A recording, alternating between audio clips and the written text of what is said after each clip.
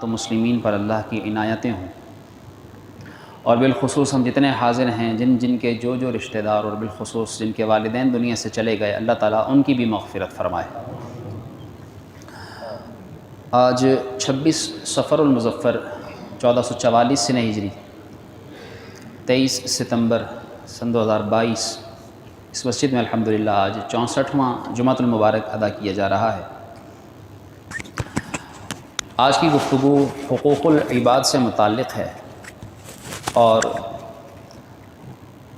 ہم سب جانتے ہیں کہ اور جاننا بھی چاہیے اگر نہیں جانتے یا توجہ نہیں، کہ معاشرے کا چین سکون، معاشرے کی تعمیر و ترقی، اس کی فلاح و بہبود کسی بھی معاشرے میں بسنے والے افراد کے اخلاق و کردار کے حسن اور ان کے باہمی تعلقات کی مضبوطی کے ساتھ ساتھ ایک دوسرے کے حقوق کی حفاظت اور ادائیگی پر مبنی ہے۔ اسی لیے دنیا بھر کے اندر ہیومن رائٹس کے طور پر بہت سی تنظیمیں کام کرتی ہیں، اور ان تمام مختلف مذاہب اور مختلف اقوام میں سے اسلام ہی وہ دین برحق ہے کہ جو سب سے زیادہ حقوق پر بات کرتا ہے، اور یہ انسان بلکہ دین اسلام جانوروں کے حقوق بھی بیان کرتا ہے، حتیٰ کہ دین اسلام نے تو راستے کے حقوق بھی بیان کیے ہیں۔ اور انسان میں جو دو گروہ ہیں ایک طرح سے، مسلم و غیر مسلم، یعنی اسلام نہ صرف اپنے ماننے والوں کے بلکہ اسلام اپنے نہ ماننے والے غیر مسلمین کے حقوق بھی بیان فرماتا ہے۔ اور پھر وہ غیر مسلم چاہے وہ کسی بھی قسم کا کافر ہو، پھر وہ ذمی ہو، مستامن ہو، یہ وہ اصطلاحات ہیں جن کی تعریفات سے بھی ہم بسا اوقات واقف نہیں ہوتے، لیکن دین اسلام نے احادیث رسول اللہ صلی اللہ تعالیٰ علیہ وآلہ وسلم میں باقاعدہ ان کے احکام بیان کیے گئے۔ اور اگر مسلمانوں میں بات کی جائے تو اپنے دینی مسلمان بھائی، اپنے پڑوسیوں کے ساتھ ساتھ جو کاروبار کے ساتھی ہوں، یا یتیم، مسکین، مسافر، قیدی، کسی بھی طرح کا مسلمان ہو، اس کے حقوق بھی دین اسلام نے بیان کیے ہیں۔ اور اگر مسلمان رشتہ دار ہو تو ان رشتہ داروں میں چاہے کسی بھی قسم کا رشتہ ہو، نسبی رشتہ داری ہو یا محرم ہونے کے اعتبار سے رشتہ داری ہو یا رشتہ مصاہرت ہو، پھر چاہے بہن بھائی ہوں، ماں باپ ہوں، میاں بیوی ہوں، اولاد ہو، ہر طرح کے حقوق دین اسلام نے بیان فرمائے۔ اور جو آج کی گفتگو کا موضوع ہے وہ یقیناً حقوق العباد ایک بہت بڑا چیپٹر ہے، اس کو بیان کرنے کے لیے اچھا خاصا وقت درکار ہے۔ ہر ایک کے حقوق کی اہمیت اور فہرست جاننا یہ واقعی طویل وقت طلب کرتا ہے، ایسا معاملہ ہے کہ جس کو بیان کرنے کے لیے بہت وقت چاہیے۔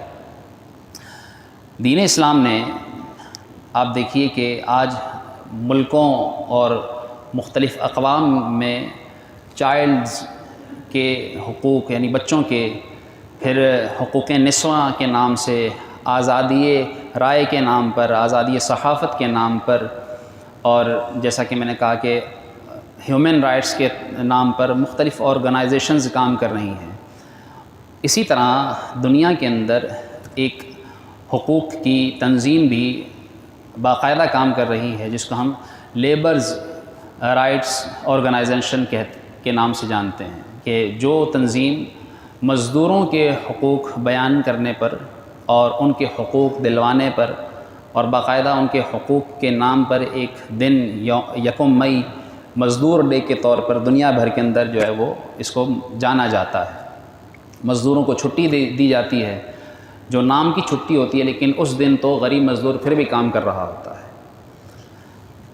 اور دین اسلام نے نہ صرف انفرادی بلکہ اجتماعی حقوق بھی بیان کیے ہیں۔ یہ ساری تمہید میں نے اس لیے ذکر کی کہ ہم یہ جان لیں کہ سیٹھ اور نوکر، مالک اور ملازم، آجر اور اجیر، جس کو ہم سرونٹ کہتے ہیں، خادم کہتے ہیں، ان کے کیا حقوق ہیں، دین اسلام نے کیا حقوق بیان کیے ہیں.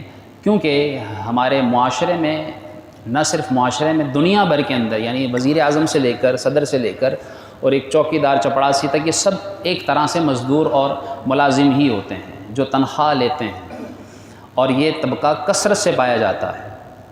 اور ہماری سوسائٹی میں جہاں ہم رہ رہے ہیں، اکثریت کا اس سے واسطہ پڑتا ہے. گھر گھر میں ملازم کام کرتا ہے، چاہے وہ ڈرائیور ہو، چاہے وہ کک ہو، چاہے وہ صفائی کرنے والی ماسی ہو، کسی بھی طرح کا ملازم ہو.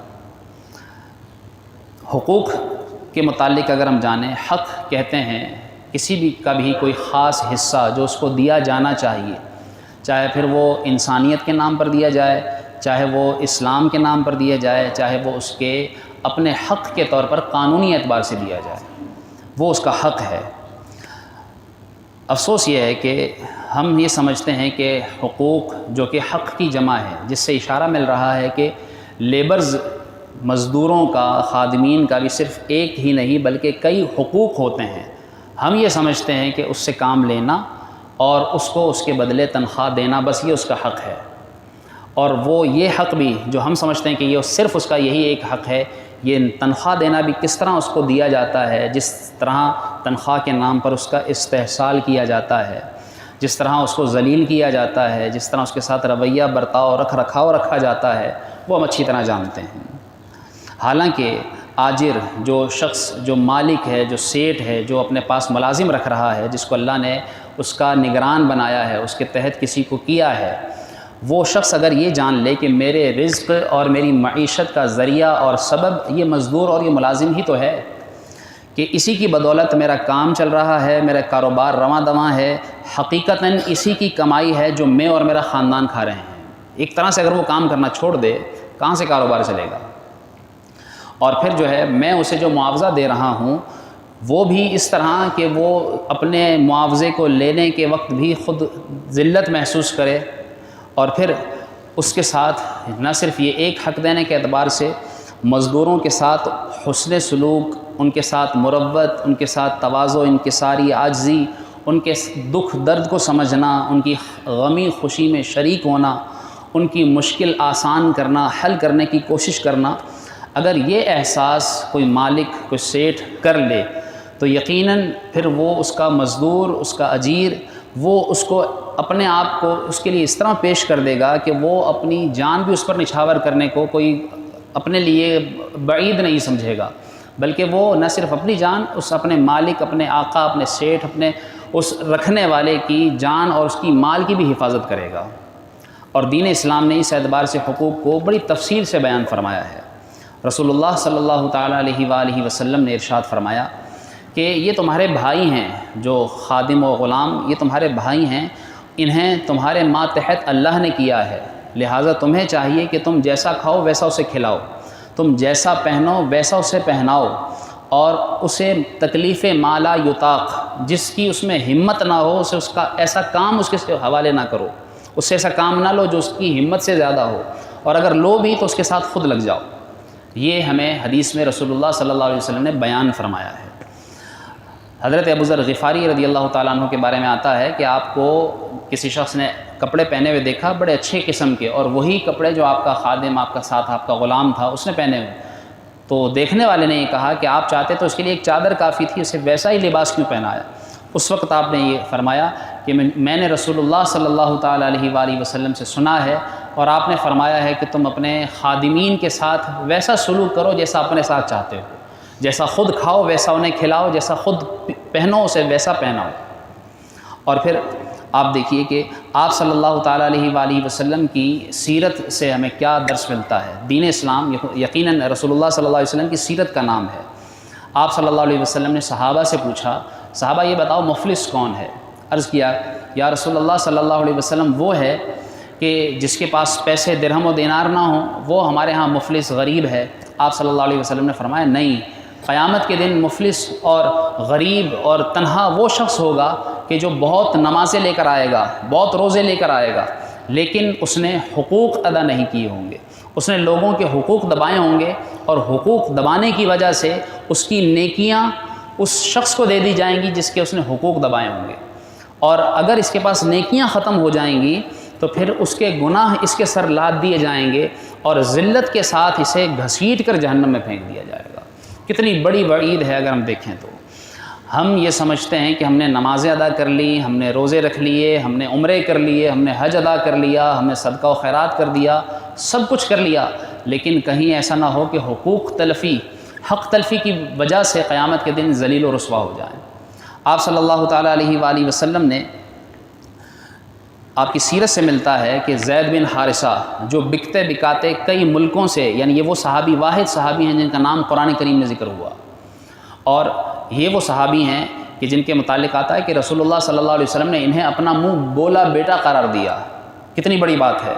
اور یہ اس طرح بکتے بکاتے جب آپ صلی اللہ علیہ وسلم کی خدمت میں پہنچے، اور آپ کو دیا تھا آپ کی زوجہ حضرت خدیجہ الکبریٰ رضی اللہ تعالیٰ عنہ نے، اور جب انہیں ڈھونڈتے ہوئے ان کے والد و چچا پہنچے آپ صلی اللہ علیہ وسلم کے پاس اور کہا کہ یہ غلام، یہ جو آپ جس کو رکھے ہوئے ہیں، جس کو آپ نے بیٹا بنا رکھا ہے، یہ ہمارا بیٹا ہے در حقیقت۔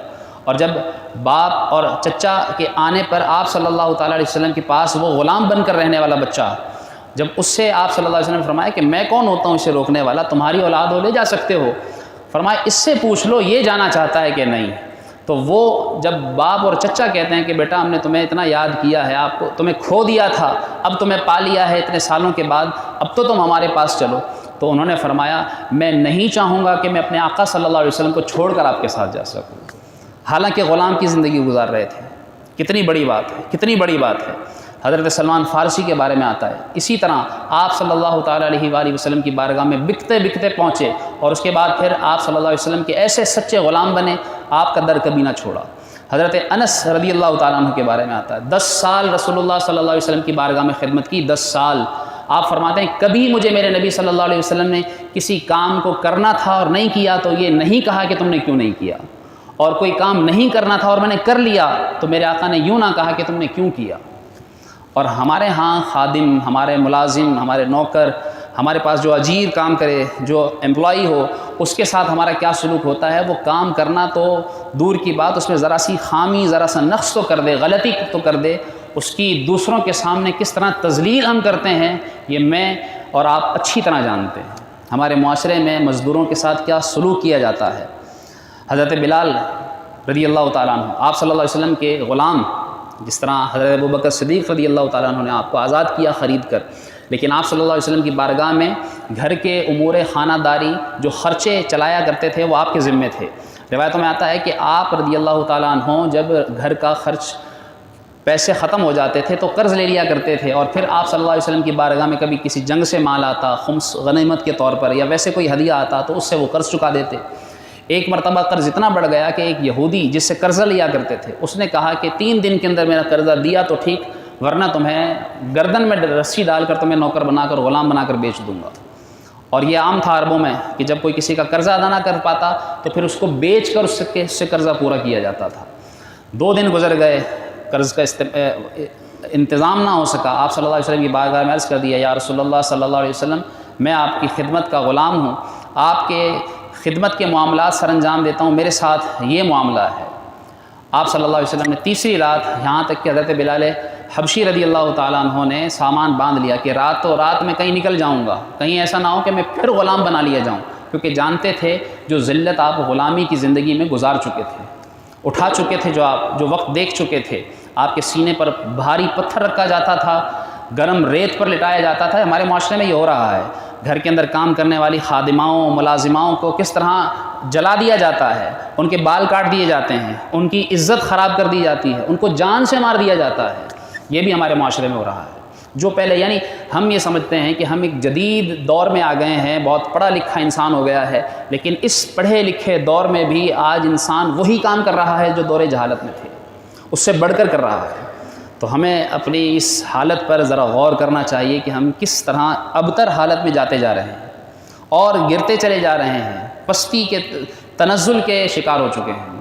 آپ صلی اللہ تعالیٰ علیہ وسلم نے راتوں رات جب حضرت بلال حبشی جانے کا ارادہ کر رہے تھے، کسی کو بھیج کر بلوایا اور فرمایا تمہیں رسول اللہ صلی اللہ علیہ وسلم بلا رہے ہیں۔ آپ صلی اللہ علیہ وسلم کی بارگاہ میں حاضر ہوئے، خادم تھے نا، غلام تھے نا، نوکر تھے نا۔ آپ صلی اللہ علیہ وسلم نے فرمایا آپ کی بارگاہ میں کہیں سے 4 اونٹ مال سے لدے ہوئے ہدیہ کیے گئے۔ آپ نے فرمایا بلال جتنا قرضہ تمہارا ہے تم لے چکے ہو، یہ اونٹ تمہارے سامنے کھڑے ہیں، ان سے تمہارا قرضہ پورا ہو جائے گا۔ عرض کیا یا رسول اللہ قربان آپ پر، ان سے قرضہ ادا بھی ہو جائے گا اور بچ بھی جائے گا۔ آپ نے فرمایا جاؤ اپنا قرضہ بھی اتارو اور اسے اپنے استعمال میں بھی لاؤ۔ یہ آپ صلی اللہ علیہ وسلم کی سیرت سے ہمیں درس ملتا ہے کہ غلاموں کا قرضہ اتارنا، ان کے ساتھ اچھا سلوک کرنا۔ حضرت ابو مسعود کے بارے میں آتا ہے کہ آپ کی نوکرانی آپ کی بکریاں چرا رہی تھیں اور آپ دور کھڑے دیکھ رہے تھے کہ نوکرانی کی غفلت سے کوئی بھیڑیا ایک بکری اٹھا کر لے گیا، اور وہ ابو مسعود جو اپنی نوکرانی کی اس غفلت کو دیکھ رہے تھے آئے اور تماچا رسید کیا کہ تمہاری غفلت کی وجہ سے بھیڑیا میری ایک بکری لے گیا۔ پیچھے رسول اللہ صلی اللہ تعالیٰ علیہ وسلم کھڑے تھے اور آپ نے فرمایا کہ ابو مسعود تم نے یہ کیا کیا ہے، تم جانتے ہو تم نے کیا کیا ہے؟ عرض کیا یا رسول اللہ صلی اللہ علیہ وسلم شرمندہ ہوں، اور اس شرمندگی کی وجہ سے میں اس نوکرانی کو آزاد کر رہا ہوں۔ آپ صلی اللہ تعالیٰ علیہ وسلم نے فرمایا کہ اگر تم یہ نہ کرتے تو پھر تم جہنم کی آگ کے اندر قید کیے جاتے۔ تمہارے ساتھ تمہارا یہ سلوک اگرچہ اس کی غلطی تھی، اس پر بھی رسول اللہ صلی اللہ علیہ وسلم نے انہیں شرمندہ فرمایا۔ اور غلاموں کو، اپنے نوکروں کو معاف کرنے کے معاملات کس طرح ہمیں روایتوں میں ملتے ہیں۔ کتابوں میں آتا ہے کہ ایک بزرگ، اور یہ مختلف روایتوں میں مختلف انداز سے یہ واقعہ مذکور ہے، جس طرح بھی ہے لیکن ان کا قرآنی آیت پر عمل دیکھیے کہ وہ اپنے بچے کو بٹھا کر کھلا رہے ہیں، کھیل رہے ہیں، دودھ پیتا شیر خوار بچہ ہے، اور کوئی خادمہ سیخ گرم کیے ہوئے جس میں بوٹیاں ڈال کر وہ لا رہی تھی، وہ سیخ اس کے ہاتھ سے چھوٹی اور وہ بچے کے گلے میں پیوست ہو گئی۔ بچہ وہیں انتقال کر گیا، اور جب انتقال کر گیا تو اب جس کا بچہ اس طرح مر جائے کسی کی غلطی سے، وہ اس کا کیا حال کرے؟ اسی وقت اس کو مار مار کر اس کی جان نہ نکال دیں۔ لیکن ان بزرگوں کا طریقہ بھی دیکھیے، اور اس خادمہ کا، اس کا قرآن کو یاد رکھنا بھی دیکھیے۔ جدھر غصہ آیا، غصہ آتے ہی وہ کہتی ہے والکاظمین الغیظ، اور غصے کو پی جانے والے۔ یہ بزرگ آیت سنتے ہیں فوراً کہتے ہیں، بیٹھ جاتے ہیں، میں نے غصہ پی لیا۔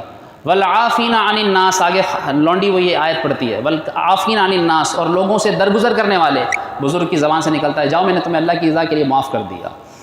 پھر آگے پڑھتی ہے ان اللہ یحب المحسنین، اللہ احسان کرنے والوں کو پسند فرماتا ہے۔ وہ بزرگ فرماتے ہیں میں نے غصہ بھی پی لیا، میں نے معاف بھی کر دیا، اور جب اللہ احسان والوں کو پسند کرتا ہے تو بچے کی موت اپنی طرف جو آنی تھی آ گئی، لیکن میں نے تمہیں اللہ کی رضا کی خاطر آزاد کر دیا۔ یہ تھا ان کا طریقہ اپنے نوکروں کے ساتھ، اپنے خادموں کے ساتھ۔ اور ہم دیکھیں کہ ہمارا طرز عمل کیا ہے، ہمارا رویہ کیا ہے۔ ان کو ذلت سے دھتکارنا، ان کے کام کی خامیاں نکالنا، ان کا جب تنخواہ لینے کا وقت آئے، حقوق بیان کیے ہیں، حقوق آپ کی بارگاہ میں یہ چند میں گنتی کے چند حقوق پیش کرتا ہوں۔ کیا پہلا حق ہے کہ اس کے کام کا وقت معین کرنا۔ ہم خادم کا کام کا وقت معین کرتے ہیں، ہم تو اسے اپنا غلام سمجھتے ہیں، وہ غلام جو زر خرید غلام ہو گیا، حالانکہ اس کو اتنے پیسے نہیں دیتے جتنا وہ کام کرتا ہے، اور اگر دے بھی تو اس کا پورا وقت 24 گھنٹے، اس کا ہر گھنٹہ، اس کا ہر منٹ ہم یہ سمجھتے ہیں کہ ہم نے خرید لیا۔ اب ہم جس لمحے چاہیں اس کو بلائیں، جس لمحے اس سے چاہے جو کام کرائیں، وہ ہماری مرضی ہے، حالانکہ ایسا نہیں۔ اس کے ساتھ وقت باندھنا ہوگا، یہ اس کا حق ہے، اس کا حق اس کو اس طرح دینا ہوگا۔ اگر 9 بجے بلایا ہے، 5 بجے اس کی چھٹی کا وقت ہے، وہ 9 بجے کے بجائے 10 بجے آ جائے، تاخیر کر دے تو اس کی 1 گھنٹے کی تاخیر کے بدلے ہم سے 2 4 گھنٹے ڈبل کام لے لیتے ہیں، اس کا وقت معین نہیں کرتے۔ یہ اس کا حق ہے کہ اس کا وقت معین کیا جائے، پھر اس کی اجرت کا تعین کیا جائے۔ ہم کہتے ہیں کہ آ جانا کام پر، دیکھ لیں گے، جو ہوگا لے لینا، جو ہوگا دے دیں گے، جو بنے گا دے دیں گے۔ نہیں، دین اسلام ہمیں کہتا ہے کہ اس کے ساتھ طے کیا جائے کہ وہ کتنا لے گا اور آپ اس کو کتنا دیں گے، اور کس کام پر کتنا دیں گے، کتنے وقت میں کتنا کام کرے گا، کس پر کتنی اس کی اجرت بنے گی۔ اس وقت بھی ہم اس کی مجبوری سے فائدہ اٹھاتے ہیں۔ ہم کہتے ہیں کہ ظاہر ہے جو مزدور ہے وہ ایک بڑا طبقہ ہے، ان کی بہتات ہر جگہ زیادہ ہیں، آسانی سے مل جاتے ہیں، اور ہم اسی مجبوری کا فائدہ اٹھاتے ہیں۔ پھر ہم کوشش کرتے ہیں کہ کم سے کم، حالانکہ ہم نے تو یہ سنا کہ ان کے ساتھ حسن سلوک کیا جائے۔ طریقہ تو یہ تھا کہ جہاں لوگ 5000 دیتے ہیں اس کو 6000 دے دیں، 1000 آپ زیادہ دیں گے تو کیا ہو جائے۔ اور ایسے وسعت والے ہوتے ہیں، اللہ نے ان کو اتنا دیا ہے۔ وہ مزدور، سچی بات بتا رہا ہوں، وہ مزدور کہ جو 1 سال میں آپ کے پاس کمائے گا نا، اور یہ نوکر رکھنے والا، یہ مالک، یہ ایک دن میں اتنا کما لیتا ہے جو یہ سال میں کمائے گا۔ یہ 1 دن میں 1 گھنٹے میں بھی اتنا کما لیتا ہے، لیکن اس کو مہینے کے بعد اتنے پیسے دیتے ہوئے بھی اس وقت یہ سوچتا ہے کہ میں اس کو اتنا کیوں دوں، کیسے دے دوں اس کو اتنا۔ میں یہ نہیں کہتا کہ جس کی اجرت 10,000 بنتی ہے اس کو آپ 1 لاکھ دیں، لیکن اس کے ساتھ اچھا سلوک تو کریں. جب اس کی تنخواہ کا وقت آ جائے اس کو وقت پر تنخواہ تو دے دیں. رسول اللہ صلی اللہ علیہ وسلم نے کیا فرمایا کہ اعطوا الاجیر اجرتہ، اجیر کو اس کی اجرت دو قبل ان یجف عرقہ، اس سے پہلے کہ اس کا پسینہ خشک ہو اس کو اس کے پیسے اس کے حوالے کر دیے جائیں. ادھر تو دھکے کھلائے جاتے ہیں، کل آ جانا، ابھی گھر پر نہیں ہے، ابھی پیسے نہیں ہیں، ابھی پیسے آئے نہیں ہیں، ابھی بینک سے نہیں نکال سکا، ابھی یہ معاملہ ہو گیا، وہ معاملہ ہو گیا. اس کی تذلیل کرتے ہیں. اس سے کام کرتے ہوئے کوئی غلطی ہو جائے، جس طرح اگر ہمیں کوئی ایک لفظ تو کہہ کر دکھائے، ہمارے اوپر انگلی تو اٹھا کر دکھائے، ہم برداشت نہیں کرتے، اور ہم خادم اور اپنے نوکر کو کسی کے سامنے بھی، اپنے مہمانوں کے سامنے بھی اس سے گلاس گر کر ٹوٹ گیا، اس وقت وہ سناتے ہیں کہ تم سے ہو کیسا گیا. یہی کام آپ سے بھی تو ہو سکتا تھا، یہی کام اپنے بچے سے بھی تو ہو سکتا تھا. ہوتا ہے، لیکن ہم اس کو انسان نہیں سمجھتے، شاید اس کو ہم حقیر ترین طبقہ سمجھتے ہیں.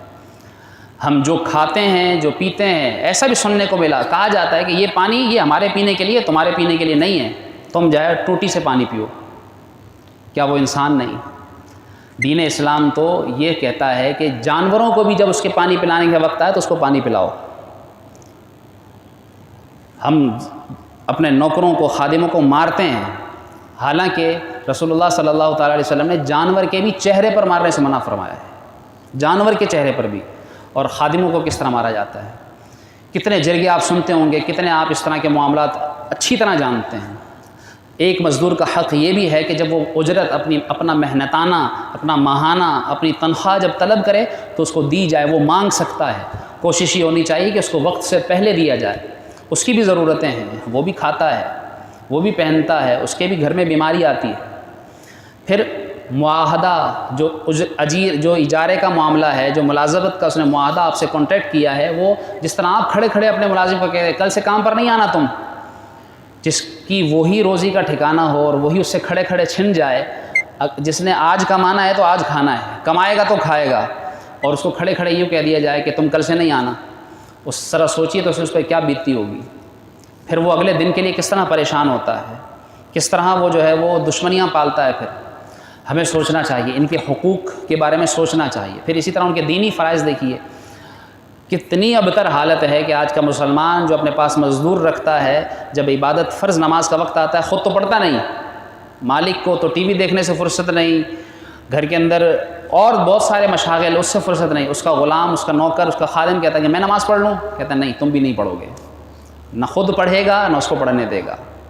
کتنی گری ہوئی سوچ ہے. اللہ کی بارگاہ میں وہ اپنا فرض تو اللہ نے بھی کیا ہے اس پر، فرض نماز کا وقت دینا تو یہ مالک کی ذمہ داری بنتی ہے. مالک کو تو چاہیے جو اس کا نوکر، جو اس کے پاس کام کرنے والے مزدور، اس کی دکان میں، اس کی کمپنی میں، اس کی فیکٹری میں کام کرنے والے جتنے بھی لوگ ہیں، اس کو تو یہ قانون بنانا چاہیے کہ نماز کے وقت کوئی کام نہیں ہوگا، سب نماز ادا کریں گے، میں بھی تمہارے ساتھ نماز ادا کروں گا. لیکن افسوس اس کا الٹ کیا جاتا ہے، نہ خود پڑھے گا نہ اس کو پڑھنے دے گا. جو پڑھے گا اس کو بھی کہے گا تم نے کیسے نماز پڑھ لی، کام کے وقت تم مجھے ادھر نظر آنے چاہیے. یہ ہمیں اپنی سوچ بدلنی ہوگی.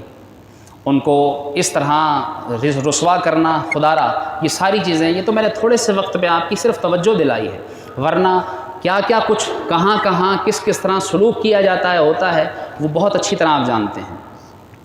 آپ سے عرض ہے کہ برائے مہربانی خدارا دین اسلام کے اس معاملے کو ذرا سنجیدگی سے سمجھیے، اس پر عمل کیجیے، اور خود کو دین اسلام کے حقوق جو دین اسلام نے بیان کیے ہیں مزدوروں کے، اور اسی طرح مالکوں کے بھی حقوق ہیں. صرف مزدوروں کے حقوق نہیں ہیں، مالکوں کے بھی حقوق ہیں. جتنے کام کے پیسے لے رہا ہے اس کو اتنا کام کرنا ہوگا، اس کا کام ذمہ داری سے ادا کرنا ہوگا، ایمانداری سے ادا کرنا ہوگا. اس کو ڈنڈی نہیں مار سکتا. وہ چاہے تو اس کی اجرت کاٹ سکتا ہے اس کے کام کی کوتاہی کرنے پر، اور وہ مالک کو سے چاہے تو کسی جائز کام کا مطالبہ کرتے ہوئے یہ دیکھتا ہے کہ یہ کوتاہی ہے تو اس پر وہ اسے سرزنش کر سکتا ہے، لیکن اس کی تذلیل نہیں کر سکتا. اس کو سمجھائے، اس کو بٹھا کر اس کو بتائے کہ یہ کام ایسے نہیں ایسے ہوگا. الغرض لکل فن رجال، ہر معاملہ ہر ایک خود سمجھے اور دین اسلام کے مطابق سمجھے تو زیادہ بہتر ہوگا.